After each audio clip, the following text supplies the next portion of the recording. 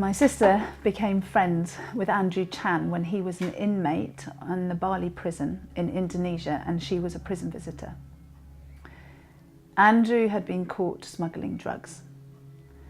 And when he was arrested, he'd said, "God, if you're real, set me free." Andrew went to court and he was given a death sentence.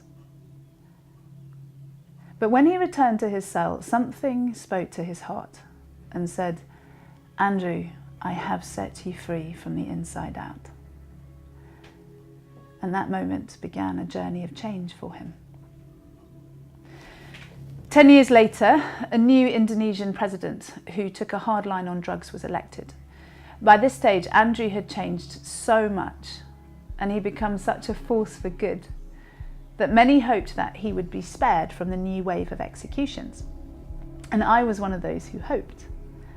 So as a way of encouraging him, I recorded this ancient Hebrew poem. I make my home within the shadow of the provider, hidden in the strength of God Most High. In him I always feel safe and secure. Here's how I describe him. He's the hope that holds me and the stronghold to shelter me. The only God for me and my great confidence. He will rescue you from every hidden trap of the enemy, and he will protect you from false accusation and any deadly curse. His massive arms are wrapped around you. You can run under his covering of majesty and hide. His faithfulness is a wraparound shield keeping you from harm. You will never worry about an attack of demonic forces at night, nor have to fear a spirit of darkness coming against you. Don't fear a thing. Whether by night or by day, evil forces will not attack you, nor the powers of darkness launched against you, for God will keep you safe and secure. Even in a time of disaster with thousands and thousands being killed, you will remain unscathed and unharmed. When we make our home within the shadow of the God Most High, our secret hiding place, we will always be shielded from harm. How then can evil prevail against us or disease infect us? God sends angels with special orders to protect you wherever you go. If you walk into a trap, they will be there for you and keep you from stumbling. You will even walk unharmed amongst the fiercest powers of darkness, trampling every one of them beneath your feet. For this is what the Lord has spoken to me. Because you have chosen to be my great lover, I have chosen to greatly protect you. I will set you in a high place, safe and secure before my face. I will hear your cry for help every time you pray. And you will find and feel my presence even in your time of pressure and trouble. I will be your glorious hero and give you success.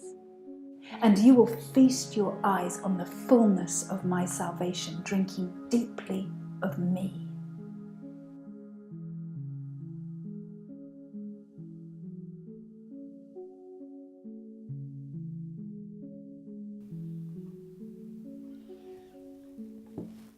On the 27th of April 2015, Andrew married his wonderful fiancée, Febby. She had visited him in prison for many years. My sister said it was the most wonderful occasion. On the 29th of April 2015, Andrew Chan was executed. It was devastating. The next day, I was walking through King's Cross Station when I received a message from my sister telling me that as they had been led from their cells to the execution site, all 8 condemned men had been singing Amazing Grace. And halfway through their second song, 10,000 Reasons, they'd been shot down looking their executioners in the eye.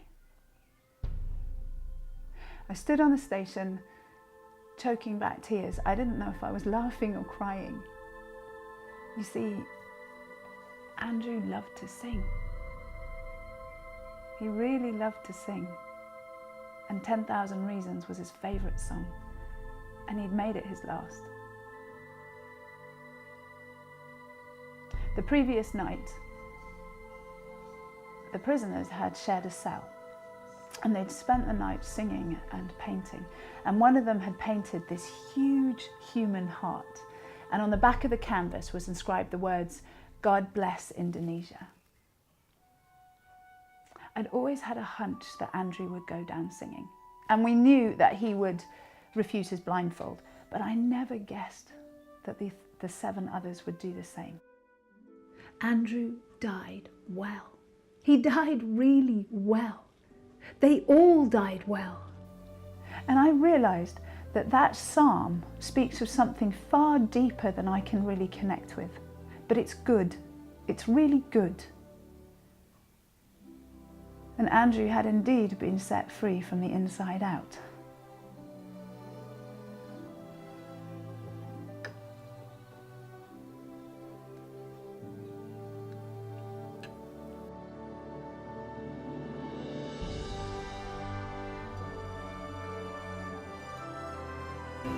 As I said, I mean, the only thing I can do is apologise on that. I mean, you know, truth of the matter is, you know, I did commit a crime, and you know, right now I'm obviously paying, I'm obviously paying the price for it.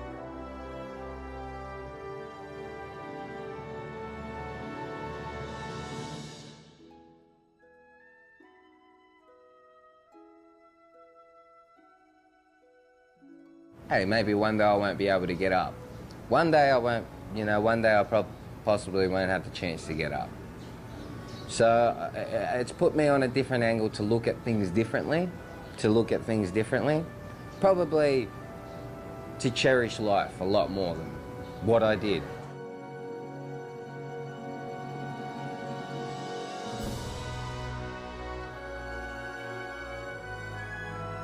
Andrew wrote a letter to me every single day without fail. And this is one of his last letters to me. Sayang means darling in Indonesia. You will need to continue with the visions in the island.